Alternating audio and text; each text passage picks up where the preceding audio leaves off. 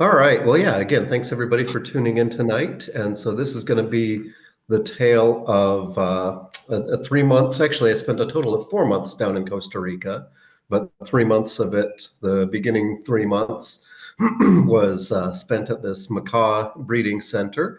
And so I'll go through the tale of kind of how this all came together for me. But, basically, yeah, I've been a birder for some time and have always wanted to see Costa Rica.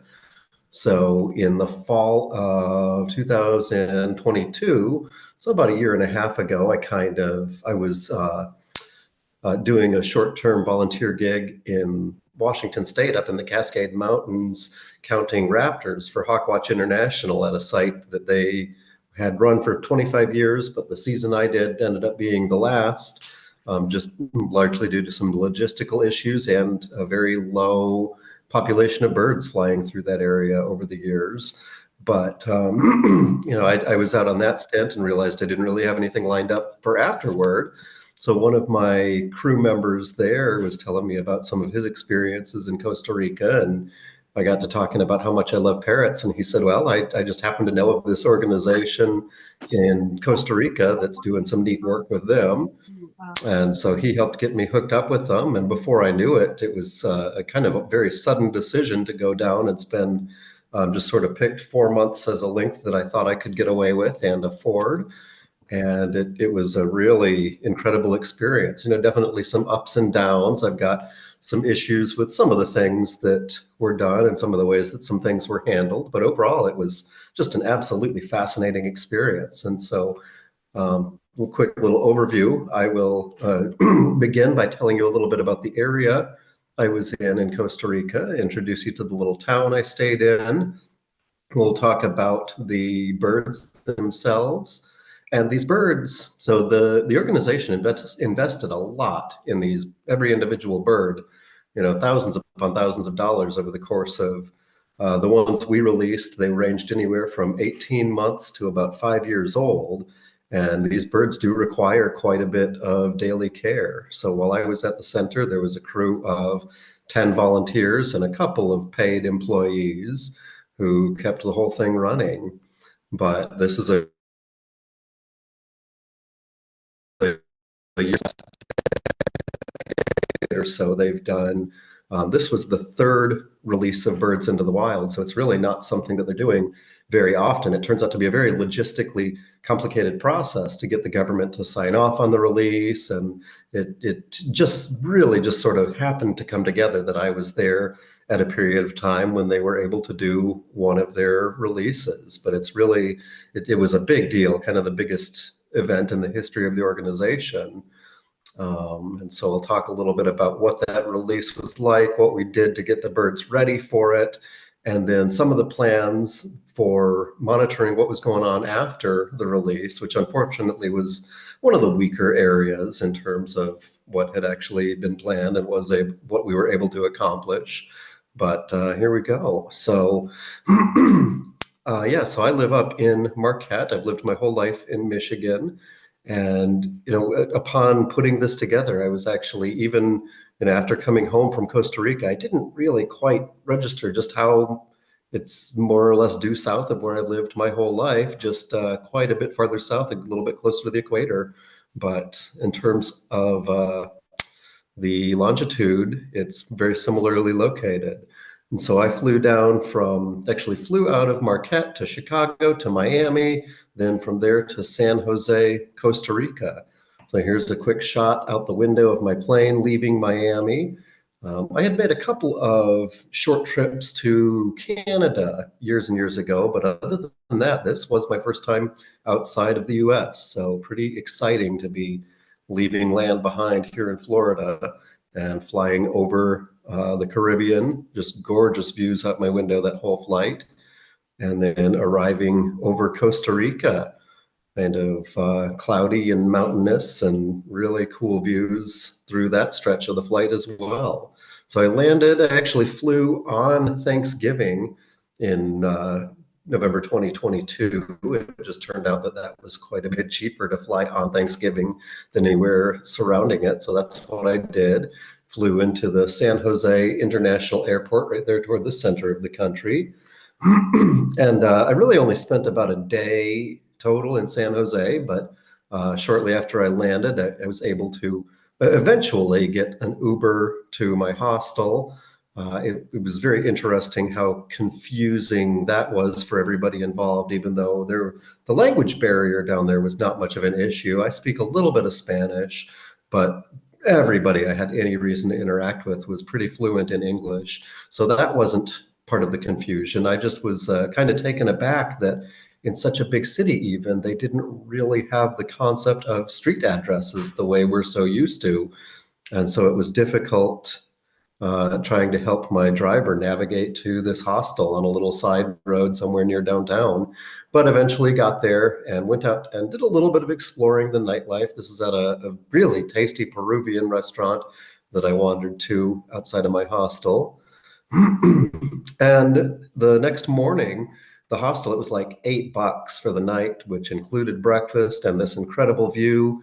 I got several lifers right there in the little garden here. I got my first ever, was it Rufous collared sparrow, and a couple others right here too. But just a really interesting way to start the journey. And so, like I said, I really didn't spend much time in San Jose, just a single night, and then hopped on a bus the next morning and more or less followed this route you see here in blue from San Jose over to the West Coast, this little town called Punta Islita, and the Nicoya Peninsula is where the center is located. And so the biggest town was about well, the closest town where you could actually get anything. I shouldn't say the biggest town, but because it was a pretty small town. It's the town of Samara, which took us about an hour to get to. And so every weekend we would all, several of us at least, would pile into the organization's pickup truck and get taken to Samara to go pick up groceries for the week. And that was kind of our one escape. Every week or every other week, everybody would kind of get a turn to go and help get some groceries. But other than that, it was actually a pretty isolated experience. So I was in Guanacaste province, which right here on the west coast of Costa Rica on the Pacific. It actually is the driest and most sparsely populated province of the whole country. So it was a little bit different from, in my head, I had these very romantic notions of being in the rainforest the whole time. In fact, I was on the shore of the ocean in an area that had been entirely cut over within the last 100 years and was largely agricultural and second and third growth. So it wasn't quite the dramatic landscape that I envisioned, but it still was a very, very special and very gorgeous place. And I've got a lot of photos of just the scenery and everything involved there. But so here's a little bit of a zoomed in look at the shoreline there on the Nicoya Peninsula. Here toward the center is Punta Islita, where we were based. And then over toward the left, you can see the town of Samara. In between is Puerto Carrillo. It was a pretty famous beach, pretty full of tourists.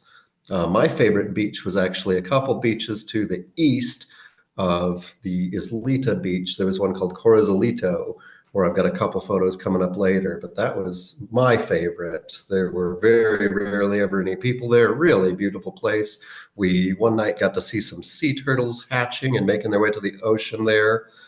So again, just this whole coastline was a really, really special place. And so here's one more zoomed in a little farther, looking at this area surrounding Punta Islita. So you can see toward the left center, we've got Punta Islita, the town proper, just a couple hundred people. There really isn't much going on in that town. There is a 5-star beach resort hotel where the rooms start at about $300 a night. And there were a couple hundred locals living in the town, just enough to keep a little tiny neighborhood school going, and one little, we called it the pulperia, the little corner store where you could get beer and cigarettes and snacks, but not much else.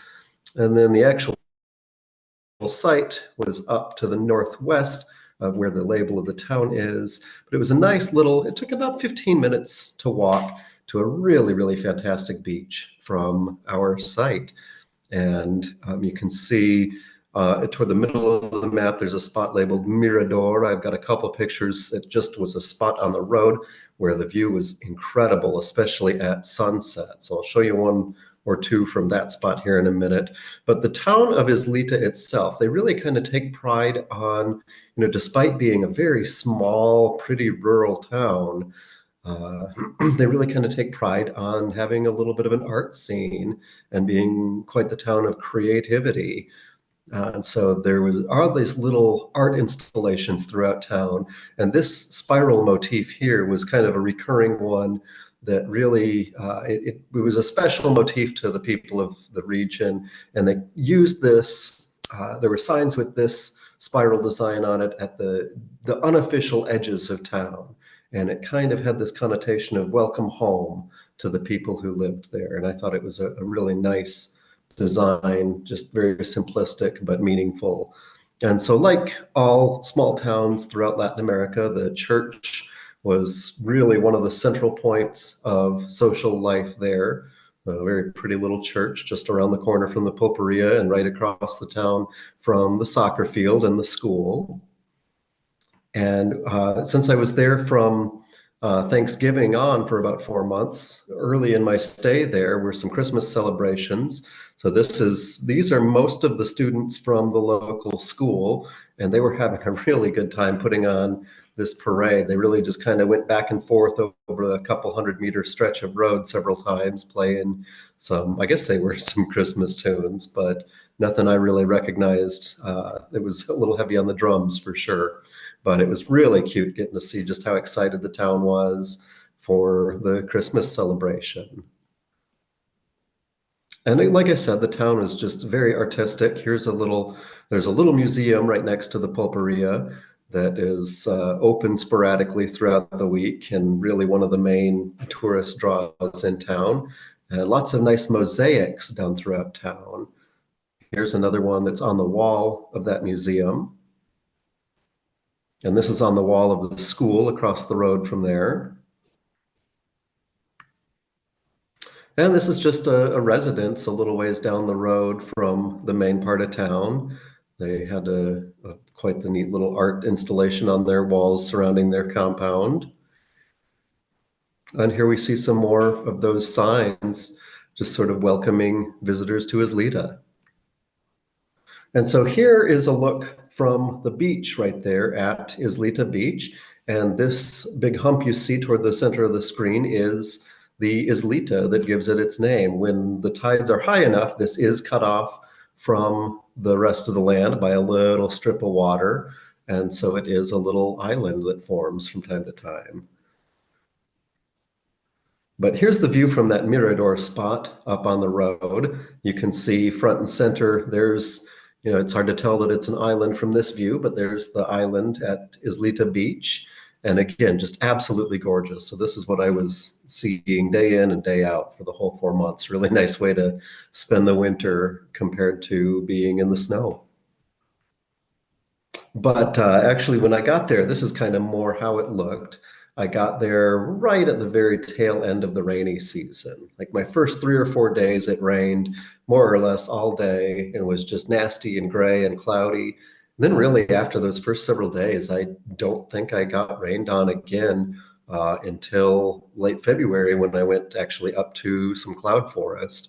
But it was very dry very suddenly after I arrived. And that's a big part of what triggers the macaws to go into breeding mode. And so that was the whole point in getting there at that point in time was I initially was going to be in a different part of the country helping do surveys, monitoring great green macaw nests. But they ended up needing more help at the breeding center instead. So that's where I wound up. And so here's a nice view from Puerto Carrillo, that very famous beach between Islita and Samara that we would drive by all the time, and it would be just packed with people. I didn't quite understand why there were so many people at this beach and so few at the next beach down, and then even fewer at the next beach. So it just didn't quite add up to me. They were all so beautiful that, yeah, the people really packed into one in particular, though. This is my favorite. This was Corazalito Beach. And this was very much the regular scene here, just no people whatsoever. Gorgeous, gorgeous palm tree lined beach. There was one time where I got to see a whole flock of magnificent frigate birds. There's a river mouth just behind me when I took this picture. And those frigate birds near the mouth of the river, one day, just about a dozen of them came in and started scooping uh, drinks of water from the surface of the river. It was really neat to watch. This is the beach at Islita again. And we did try our hand a little bit at surfing during my time there. Somebody years ago who had volunteered at the organization bought a surfboard and left it there. So we took turns hauling it down to the beach and trying to learn to surf. But apparently the board we had was not a great beginner board, and I will agree. I rarely was able to actually, stay on top of it without capsizing and falling off. So that was about the extent of my surfing experience, but it was just so much fun. And every day we would take, during the hottest part of the day, from about 11 a.m. to 2 p.m., we would take a long siesta where I would eat lunch and take a little nap, and most days walk down to the beach and just check things out. And it was a wonderful way to live, honestly. And the beer down there was not my favorite. Ended up paying a little too much for a 6-pack of beer that I thought was not very good, but this was kind of the national beer of Costa Rica, one I became kind of familiar with because it really just hit the spot after a long day of scrubbing up bird poop and feeding macaws. It was nice to walk down to the beach and have a cold one. And here's a view from up the hill from our center. So again, you could really see the beautiful coastlines, but the biggest reason I included this one, that tree in the lower left, that is a Guanacaste tree. And so that's where the province gets its name from. Those trees formerly, kind of like the white pines in Michigan, these Guanacastes formerly were abundant throughout Guanacaste province, as you might imagine, but they did have some commercial value, and the people really wanted to try to convert some of this land to pasture. So a lot of the Guanacaste habitat got cut down, and that's a big part of what has happened to the macaw populations in this area. They are kind of dependent on those trees. Those trees end up being really, really good sites for macaw nests. And macaws are not great at excavating their own cavity. They kind of have to have a good nest cavity started. They'll do a little bit of excavation for sure, but they won't just start a new hole from scratch. And they need a pretty darn big tree to be able to fit a bird so big and its nestlings. So again, these Guanacaste trees, which were so critical to their survival, are now rare throughout Guanacaste province on the whole. And that had a lot to do with why these birds were doing so poorly in the medium term. But it was, again, a really, really special area to be. Lots of neat flowers everywhere, some kind of heliconia here, I believe. Really cool trees. I was told this is some kind of fig that just kind of kept growing and growing. You can see people built a little stairway up into it. Really neat stuff. Gorgeous little waterfalls hidden throughout the woods. And here's a spectacular view. This is all the way at the top. If you walked for about 2 hours uphill straight from our breeding center, this is where you got to, and had wonderful, wonderful sunsets along the lines of this. Any given night, you could pretty much see a sunset like this over the Pacific Ocean from where we were. But yeah, so I was primarily down there to work on this macaw conservation project. And so now I'll jump into talking a little bit more about that operation and the birds themselves. So it is a pretty small organization. And again, they've kind of got their hands in a lot of different things. They've gone through a number of different iterations. The organization actually completely restructured about 5 years ago and changed their name, and all sorts of things went on. And they've struggled to get legitimacy with the government because of all the upheaval. And the strange situation is that the government technically owns all of the birds. So those birds are property of the Costa Rican government, and it's difficult to have that back and forth with the private organization and the government, and everybody get on the same page about how things should be done and when they should be done and in what way. And so in the year leading up to my arrival there, they had several times where they thought they were about to be granted a permit to do a release of 12 or 14 birds. And it just kept falling through and falling through and falling through. And it was clear that the people at the organization were a little bit frustrated with the lack of clear guidelines from the government. And they never were given, okay, here are these steps you need to take to do by this date to be able to release your birds. And so I got there just kind of, okay, here, clean some bird cages for a while and we'll sort things out. And then about 2 weeks into my stay there, they said, we are getting the permit. We're going to do the release in January. Got pushed back a little bit, but I, again, was very, very fortunate to be there during that time. It just sort of happened to work out that way. But here's a look at the workings of the organization. So they put the volunteers up.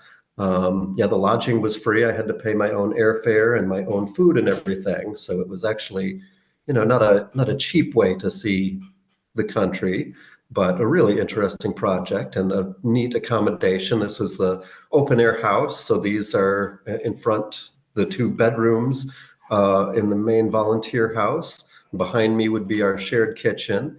And then this is Cande and Clara, 2 girls from Spain who recently finished their undergraduate studies and came to volunteer for the nesting season.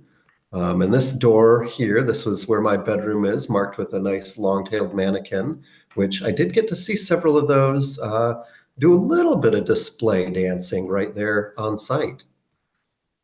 And so here's a little open air bar area where we would sometimes eat. One of the cool things, there was a little pizza oven. So a few different times we fired that up with just a wood-fired thing. We got it cooking real well and made ourselves some homemade pizza. So it was a good crew, a total of 10 people from places like England and Spain and New Zealand, one guy from Canada. Yeah, that was about it for the diversity of people there. One of the managers was from Argentina. So it was a little bit of a collection of people. But some of these kids were very much there to party. It was, beach resort on the ocean. They had just finished their studies and were looking for a volunteer time that they wouldn't have to take life too terribly seriously in their downtime, and they found it. So we definitely had a lot of fun together, and it got to be a little bit old. This is that table that was right outside my bedroom door, and these guys partied more nights than not. So it was didn't get a lot of sleep in my time in Costa Rica, but wow, it was fun. Lots of early 5 a.m. mornings, getting up to feed the birds, saying, oh man, how late were those kids up last night? And I was there for Christmas. And so we did a little Secret Santa exchange and decorated our tree to look enough like a conifer for everybody's likings. It was a lot of these kids, it was their first time away from home for Christmas. These were a lot of people who were just finishing university or hadn't even quite finished. One of the people who popped in to volunteer for a couple of weeks was a 19, I think, yeah, her birthday, she turned 19 while she was there, and she had already visited like 40 countries in her life. And I was just blown away. But yeah, just this German girl who this was just what she was doing. I was very, very surprised. But here's how I spent Christmas. Just a nice little cabana on the beach and a couple of cold beers and a really wonderful night. Oh no. Okay, maybe my video here is not going to play. That's okay, though. But let's see. Nope. So it was an interesting place. There was lots of wildlife inside my living quarters. That last video would have been a swarm of army ants going through our kitchen. And that was something we just sort of learned to live with. Once every 2 or 3 weeks or so, the army ants would come by. And honestly, they were a pain in the butt if you got mixed up with them. But if you just left them alone and left the house for a couple hours while they did their thing, they left it a lot cleaner than they found it. So we were all kind of okay with that. Here's a nice toad that lived in my shower for a while. Some kind of large beetle. Was never able to get a good ID on this guy. A frog that came and joined us for dinner one evening. We're always seeing things like katydids popping by. Orb weaver spiders were common around the site. They were just gorgeous. Moths all over the place, including a couple times I got to see the black witch. They really are a very, very impressive animal. I was kind of blown away how large they were. Oh, and another video that's not going to go. I'll just skip over that. Spiders were everywhere all the time. There were some that were worth watching out for, but for the most part, I don't think the organization had ever had anybody have any trouble with spider bites or anything like that. The only animal-related injury I ever heard of was about a year before I was there. They had a volunteer who tried to feed, there were coatimundi that would come and dig through our trash and come and try to steal stuff kind of right out of our kitchen. And apparently this guy decided it would be fun to try to feed a Cody and got torn up so bad they had to airlift him out of there. So don't mess with the coatimundi. But the spiders are really nothing to be too afraid of. I did see tarantulas just a handful of times. Every now and then on a night hike, you would see some eye shine and find one that you almost step on. But honestly, I think I have seen them more commonly in Arizona than I did in Costa Rica. Whip scorpions were not terribly uncommon, and actual true scorpions. And for the close observer, you'll see this is on our kitchen table. So we just often would see scorpions, and that was just part of life. And you can see this one is full of little baby scorpions clinging to its back. This is just outside our kitchen door. This guy was about 3.5, 4 inches long, pretty big one. There were some delicious arthropods around, though. We had one guy, a maintenance worker on our crew, who was really good at just going down to the ocean and used a stick and a glove and just would occasionally grab us a lobster or two for dinner. And so here's a fresh lobster dinner we had one night, thanks to Rupert. It was really, really tasty.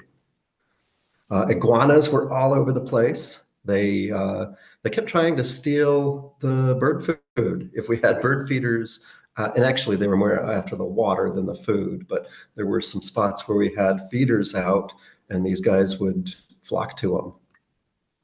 Oh, no, yep, none of these videos are gonna work.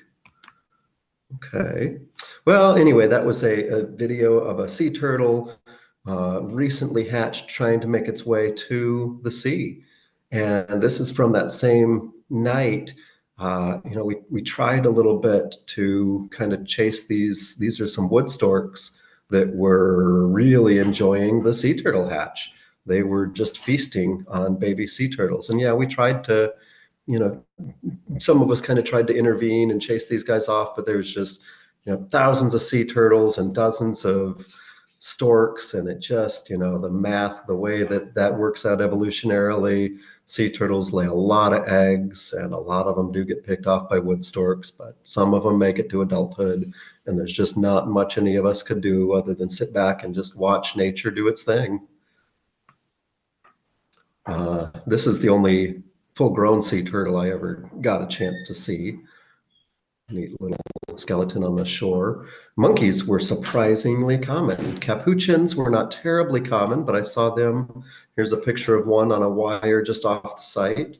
And I realized when I put this together that I didn't have any photos of howler monkeys, despite them being far more common. They woke me up every single day. They lived in pretty big numbers on site.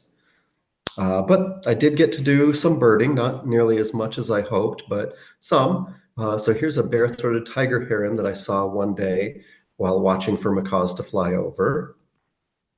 Here's a white-necked puffbird that was just at the end of our driveway for a couple different days. I hoped they were going to set up a nest, but I never did see them after the first 2 days.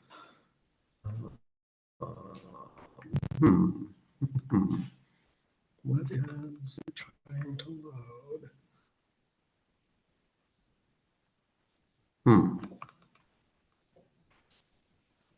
this one might work. There we go. There are the magnificent frigate birds I was talking about at Corazalito Beach.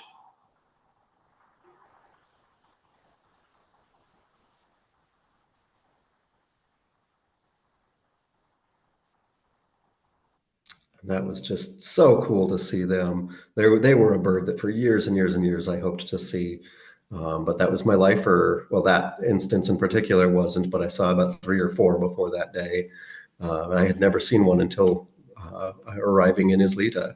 There were a couple different species of trogon. Here's a black-headed, and there were a couple others around, but this was the most common. Black-headed and gartered were the two that were common on site. Every now and then I would hear elegant. But again, the primary reason I was there was these Scarlet Macaws. So here is obviously an artificial nest box that the organization was doing some experimentation in a very loose fashion, trying to figure out how they could provide some extra nest sites, because like I said, these Guanacaste trees that they formerly would have relied on for nesting cavities just are not numerous enough anymore. And so various teams in parrot conservation have worked on some different nest box designs. It turns out that Scarlet Macaws, maybe the best design is to take like a 55-gallon trash can, like a big Rubbermaid drum kind of deal, and just cut a hole in the side and give them a little perch to stick on. And no, it seems like they really like a Rubbermaid trash can with a hole in the side. So that might be the design a lot of people use going forward. But this is one that they put up a couple like this across the region.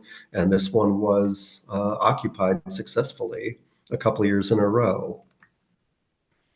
So overall, the Scarlet Macaw is listed worldwide as least concern on the IUCN Red List. They just, I mentioned the great green macaw, another species that organization I was with also does some work with. The great green is far, far more endangered. There's only probably about 1,000 great greens left in the world, and they're still being pretty actively persecuted in Nicaragua, I'm told. Apparently, the locals like to catch the great greens and make soup out of them. And that's just what they've done for hundreds, thousands of years. And so it's a difficult practice to try to convince people to change.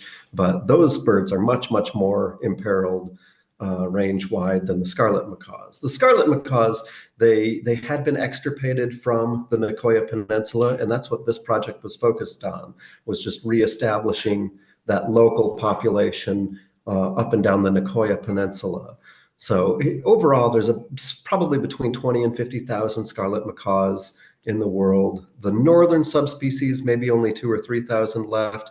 And it's the birds that were native to Islita were probably the northern subspecies. It's not really well established or very extensively studied. And frankly, we just didn't quite know where the birds we were breeding came from. We didn't know which subspecies they may have belonged to. But these are birds that live 50 years, sometimes longer.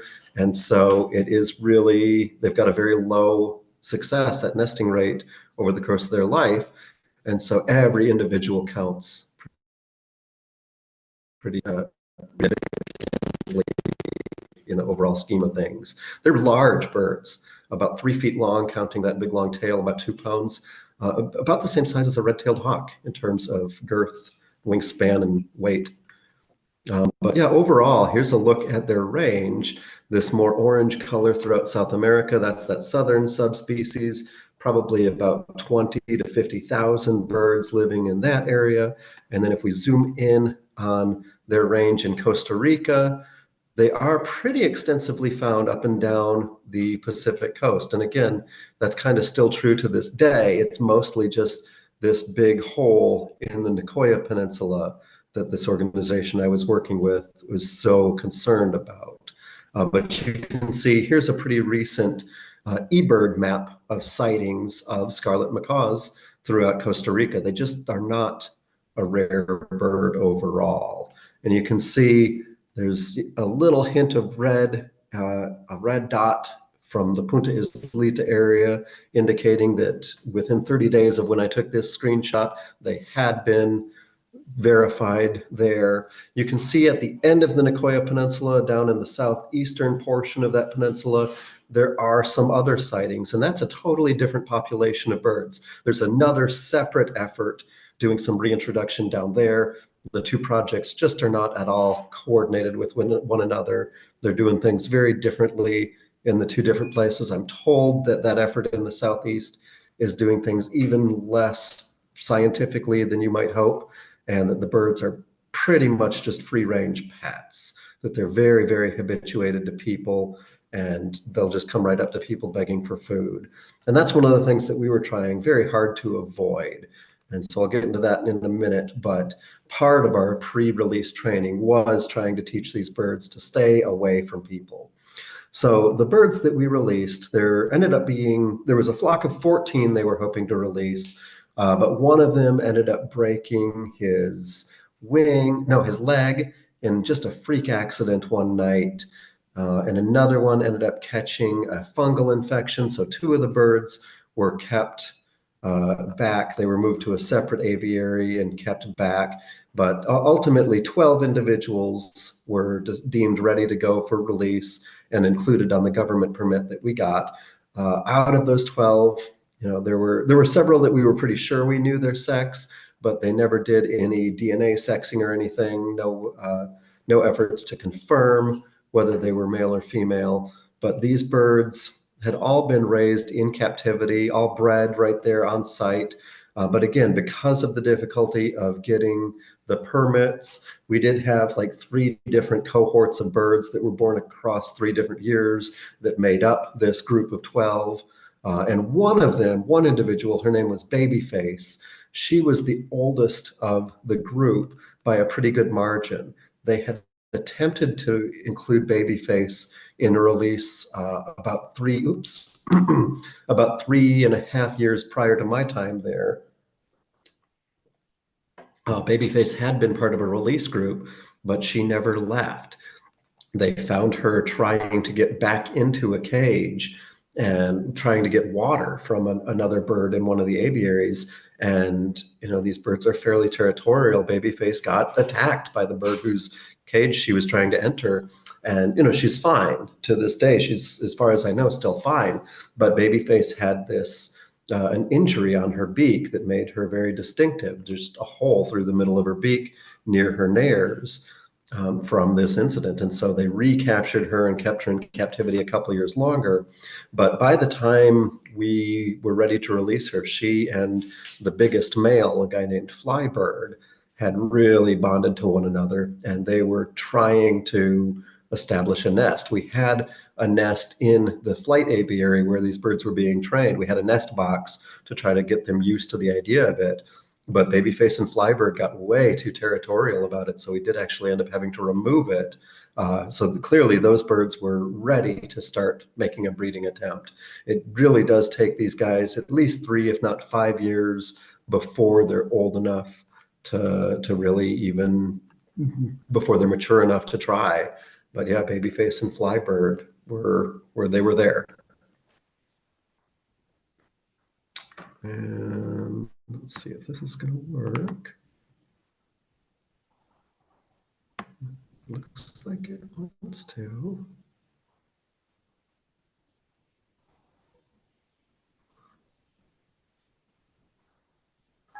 Yeah, so here's, and I won't show the whole thing, but here's just a little look around the aviary. So here's a couple. We did have birds that were, we had this dozen birds that were slated to be released into the wild. We had a lot of birds that were breeding pairs, but we also had a few pairs that for whatever reason were unreleasable. And these are some unreleasable birds I'm looking at right now. This is an individual who I really liked. His name was Apollo. If you look closely, you can see his wing. He had a birth defect and was really never able to be a candidate for survival in the wild. But he gets so excited when he sees people because he knows that they're generally bringing him some food. And so he was a very friendly boy. Across the way from him, though, we had JJ and Jasmine, who were super aggressive. They had quite the reputation for not liking people very much. So Apollo, he gets his, you can see the diet consisted largely of beans and plantains with some mango and papaya, the occasional peanut and sunflower seed, and little bits of chicken and egg thrown in for the breeders. But these birds love those plantains. Every day when you go feed them, that was the first item that they would go for. They'd pick up their plantain pieces and eat those, and then go back for some beans and mango.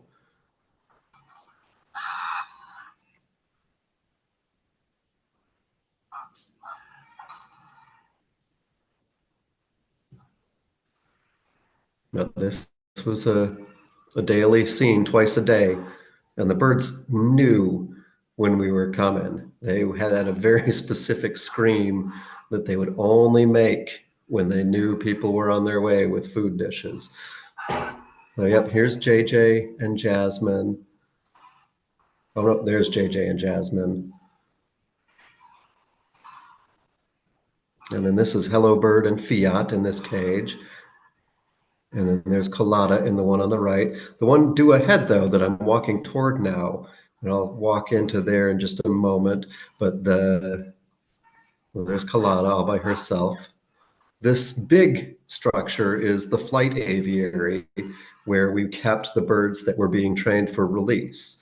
And so part of it was that, we were trying to make sure, we definitely were trying to not train these birds to be friendly with people, but we were trying to keep these birds separate from the rest and train them. You can see they have a lot more room in here. It's something like 50 by 20 meters. They had a lot of room to fly around and build their strength. And oh yeah, every day, especially on the hotter days, there was a shower system that we would turn on to let these birds take showers. And sometimes they just ignored it, but other days they loved it. Some of the birds just absolutely loved it. So it was a very special thing to go stop by the aviary while the shower was on and watch shower time. But some of the things that we did, so here's the large flight training aviary where these 12 birds lived. And you can see there's a double set of doors on the left side of the screen. And in between those two doors, this cage, it was partitioned into two halves. So we could have the center door open or closed. And 12 birds lived in there. And again, it was large enough that they could fly around quite a bit. And part of the pre-release training was that we did 3 days a week. We would go with nets and chase the birds around and make them fly from one spot to the next pretty continuously. We started at only about 30 seconds each time we did that and worked it up to about 3 minutes to try to help these birds build their stamina and get ready to fly long distances in the wild. Another reason why we did things that way was, again, we really, really wanted to teach these birds to be afraid of people. The biggest problem, despite loss of habitat and just deforestation, but the next biggest problem after that for this population is definitely poaching for the pet trade. So lots of birds were taken out of the wild and still are to this day to be sold as pets. And so we really wanted these birds to not approach people. We wanted to try to train them like, hey, stay away from people. So chasing them around with nets served a double function in that regard. But they had a variety of different structures they could play on in the cage. And every couple of weeks, we would change out all their perching to make sure they had fresh wood to chew on and that it wasn't going moldy or anything like that. And one of the things, so we're getting closer to the release now. We've done a lot in terms of chasing these birds around just to help them build up their strength and stamina. And we also, every individual bird was captured 2 different times in the month leading up to the release. But every bird we captured, weighed them, took some notes on their health condition, actually had a veterinarian come in from another part of the country and make a couple special visits to help us out with this. But one of the things we did when we had the birds in hand is we took the opportunity to mark their beak with nail polish. It was a much more temporary marking than we were hoping for even, but it helped us do some tracking of individuals and their behaviors. So here's Clover. You can see a little bit of pink on his beak, and it really helped us plan out the release, having the birds marked like this. So this is Babyface in the foreground. You can just barely see part of that hole in her bill. And there's Flybird standing behind her. When he's next to another parrot, you can tell he's bigger. He was the guy in charge in that cage. And so here are three of them enjoying a snack, which part of our training for getting ready in the wild is we did give them some natural food. So in addition to cooked beans and cut up papaya, we fed them some things that they would encounter in the wild. So these are some palm fruit, and it's from a type of palm that's not native, but it is pretty abundant in the area, and seems to be an important food source to the wild birds that are living around there. So we would keep giving that to them, and they loved it. So hopefully they became familiar with some wild food sources. That was one of our big goals. Here's Flybird, that big male. And again, so the pre-release training, the biggest thing we did was try to teach them to be afraid of people. We tried to teach them to be afraid of predators. We did bring around a German Shepherd a couple times to kind of help teach the birds, hey, there are potential predators on land that you need to be aware of.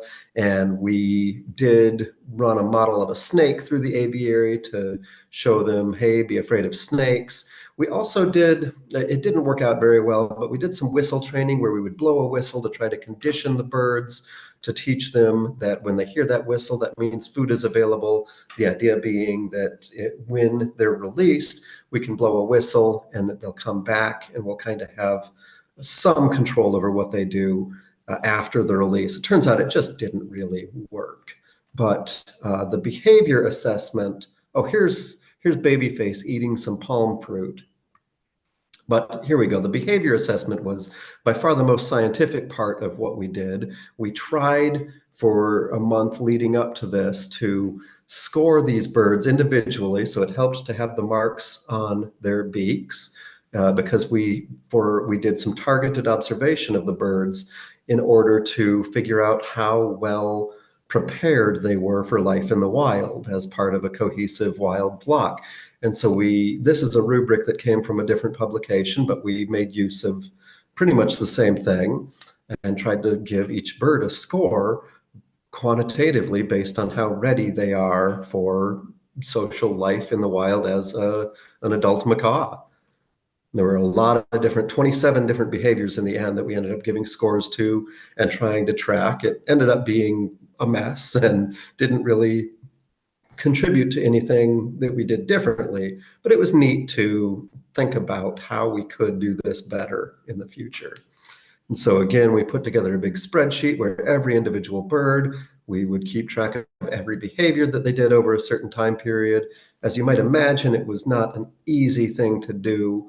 And again, this kind of, in the end, got largely just dropped, but we meant well. So this protocol that we followed, we did what we termed a soft release. And we didn't just open the door and have all 12 birds fly out and say good luck. We were trying for something much gentler than that. And so we saw that the birds were assorting into some loose pairs. That was part of the behavioral assessment we did was, okay, Joan and Sparky seem to really like each other. Let's let Joan out week 1, but keep Sparky behind so that maybe Joan doesn't just completely leave the scene. And it turns out that that is exactly what happened. We split the birds up, and 6 were in one side of the aviary, 6 were in the other. We opened the door for the first 6, and it took hours before any birds even tried to leave the aviary. It took, they were much, much more comfortable at the aviary. And 2 weeks after release, we still had 10 of the 12 living in the aviary, just they come and go as they would please. So the protocol was to, again, release the birds in 2 different groups and try to use their social pairings to convince them to hang around instead of just leave and never be seen again. And that did work. We provided some supplemental food and water, which ended up being a really good thing. The birds clearly depended on that. So we fed them in a few different feeding locations outside of the aviary. That whistle training, like I said, just did not end up training the birds to come to the whistle at all, unfortunately. I've got some thoughts about how that could have been done differently. But again, the post-release monitoring, we tried to follow these guys sun up to sundown in the couple of weeks following the release, and it turned out to be much more complicated than you might imagine. But here they are, separated into 6 on one side and 6 on the other, ready for the big day. And so, yeah, here's our protocol that we were trying to follow. It was very lofty and ambitious compared to what the birds actually did in reality. But none of us had ever done anything like this before. We had no idea what to expect the birds to do. We thought that, maybe we would open the door and never see them again. Maybe we would open the door and they would never leave. It was closer to the latter, but we kind of saw everything all over the place. We even came up with this really snazzy interface to collect data on the birds' whereabouts with very precise locations and data on what they were doing, whether they were interacting or inactive or flying or feeding, and if they were feeding, what they were feeding on. Very ambitious data collection scheme to try to put together a picture of what these birds were spending their time doing compared, pre-release versus post-release. And so here you can see, if you look really closely in the upper right, that cage door has been opened. And the birds, ultimately, this is about 4 hours later, finally some of the birds started coming out of that door, but they were very hesitant to. Clearly, these birds had grown very comfortable in and around the aviary. So it was only about a month after the release that I ended up having to leave. But for most of the time between the release and when I left the site, the birds, I spent all day, every day, just watching what the birds were doing, and they just hung out. They really loved staying close. A couple of the birds flew about a mile away for a couple days. So yeah, here they are. Here's 6 of them all in one tree, sitting right above the door they came out of. They did not want to leave behind that secure situation. Here's one that we tried desperately up in the top right here. This is one named Joan, and this is about 3 days post-release. Joan had flown away and had not found her way back to site, but she was interacting with some wild birds. And so you can see here's Joan. About 50 meters behind her is the flight aviary that she came out of. And we were just, she was calling back and forth with the birds that were still in there, but she just couldn't seem to find her way back, even though, she was agitated and clearly hungry. We did finally get an emergency feeder up in this tree here to get her some food and water. But it was really interesting to see her.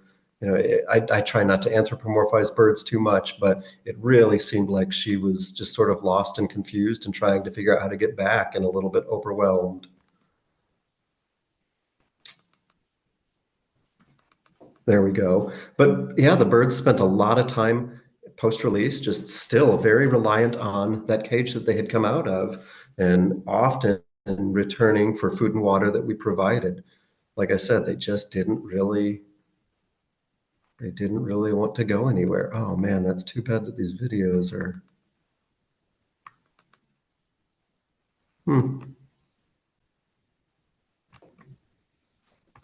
Oh, this one might go. There were a couple of really neat behaviors that I caught little clips of video of that I was hoping to show. Here we go. Oh, this is not what I was thinking it was, but this is actually the last time I saw the birds. This is only about 10 meters out of the aviary that they were released from, but still a month later, they were very dependent on this feeding.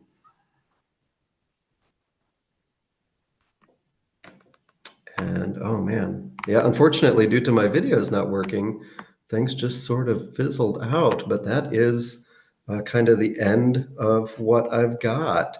I tried to end it on a video that I took of a resplendent quetzal.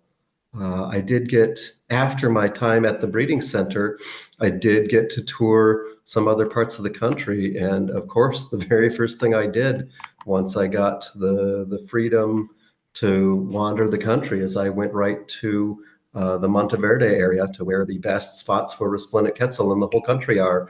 And I got to see, within a couple moments of seeing my first one, there were 6 males in the same avocado tree, just sitting there looking absolutely stunning. But that